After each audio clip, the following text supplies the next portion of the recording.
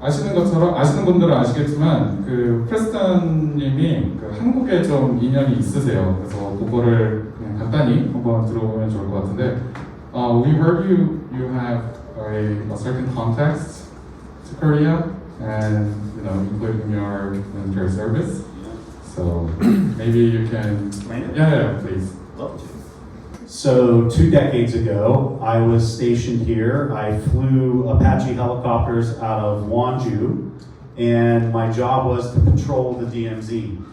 And what was really awesome about being here, because I was here for 2 years, I was a platoon leader, so I was in charge of like 40 soldiers. The Apache units are pretty small. It's mostly just made up of pilots and maintainers. But the best part was flying over the Korean countryside and just seeing this gorgeous, gorgeous country. It was just amazing. And then I ran into this woman over here. This is Dong Mi. And we got married, and we had those 2 little munchkins there playing on their iPhones. Those iPhones really come in handy when they're at that age. It was just a blessing to be here in Korea. And it's really exciting for me to, get into the podcast space, to be a Bitcoiner, and Bitcoin's just everywhere in the world. So I can come back here on a vacation and do stuff like this. And it's kind of like work, but play. And, it was a real honor to just be a part of military service here in South Korea, and to get to know a lot of the Katusas, and I did some work with the Korean Rock Army quite a bit. And it was just truly a blessing in my life, obviously, to be able to come here. Thank you for your service.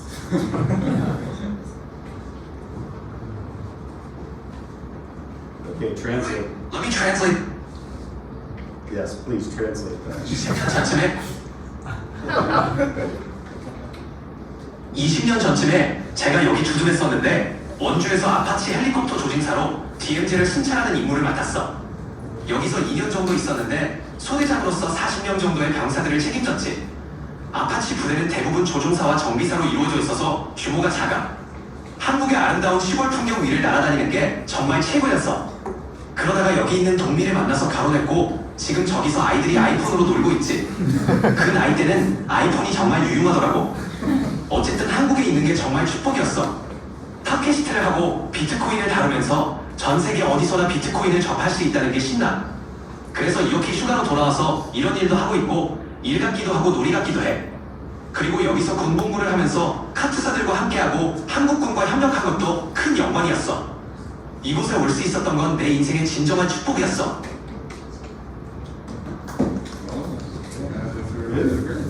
So far, so good.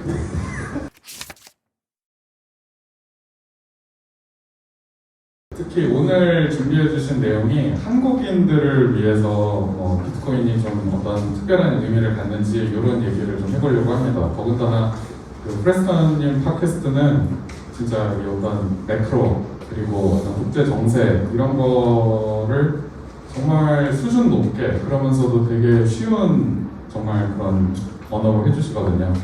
중국이 어떤 생산 공장이고 미국은 어떤 소비 국가다라고 우리가 흔히들 하는데 실은 한국도 소비 국가보다는 생산 국가 쪽에 있잖아요. 항상 그 통화 약세를 되게 일으키면서 한마디로 돈 계속 찍으면서 자국 통화 약세, 수출 경쟁력 유지 그러면서 미국 같은 시장에 자동차, 반도체 이런 걸 공급하는 나라인데 이 과정에서 실은 어떤 통화 약세의 피해를 결국에는 전 국민들이 진짜로 엔빵해서 나눠 갖는 거잖아요. 그래서 이런 사람들한테 어떻게 보면 저는 그 비트코인이 더 큰 의미를 가질 수 있다고 보는데, so many say China is the factory of the world, U.S. or Western world is the consumer country, and I think in many ways Korea is like fit into the same model. Export driven, export cars, semiconductor. And of course, we need weak currency to stay competitive. And people actually, people are burned. People living here burned by the weak currency. So what does Bitcoin mean for citizens in such nations?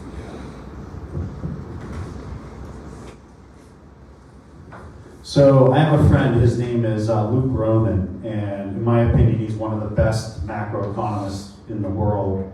And Luke has a saying that the United States' number one export was U.S. Treasuries. The dollar bill itself was the U.S.'s like good that they were putting out there.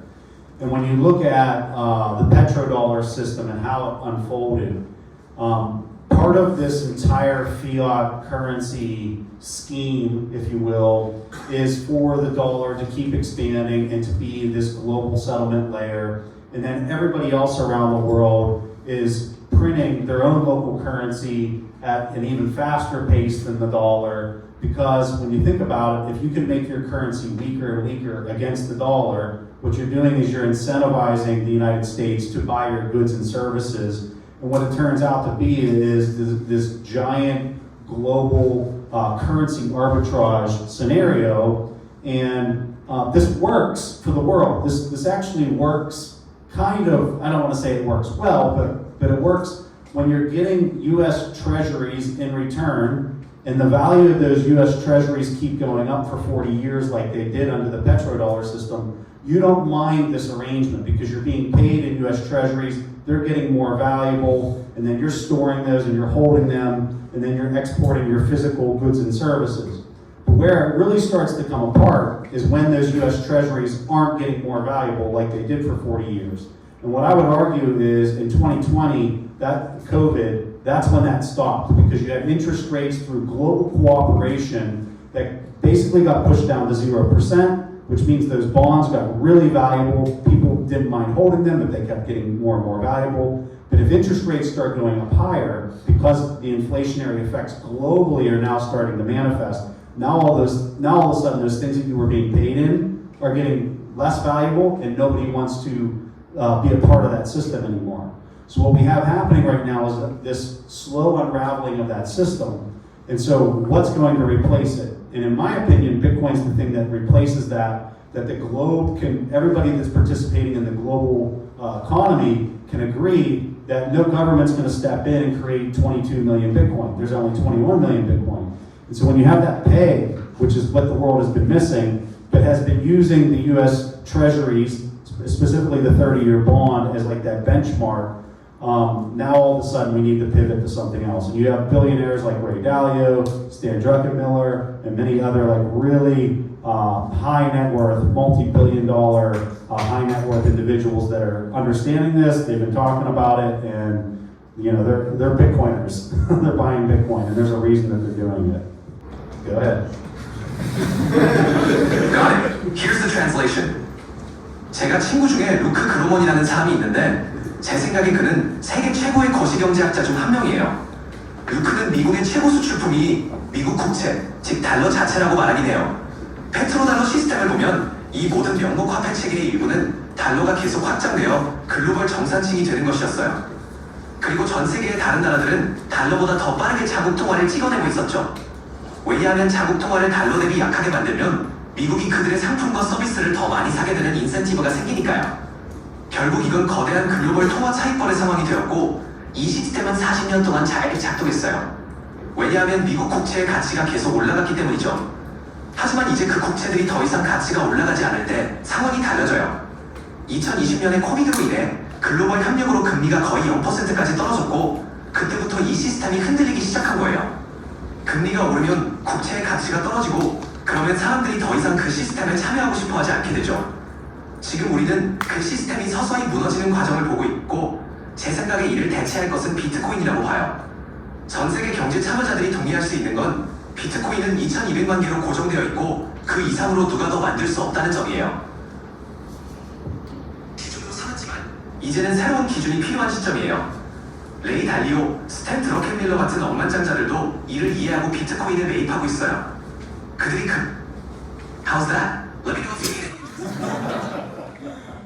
This is so weird. People were, perplexed because he says not 21 million, but 22 million.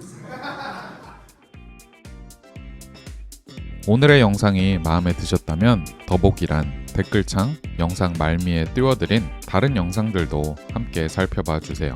여러분들의 비트코인에 대한 이해의 폭을 넓히고 특히 비트코인에 대해 평소 가지고 계셨던 의문이나 오해들을 푸는데 도움을 드리려고 정말 열심히 만들었거든요. 오늘도 시청해주신 여러분들께 감사하다는 말씀드리며 그러면 저는 다음 영상에서 다시 뵙겠습니다. 감사합니다. which is terribly wrong. So anyhow.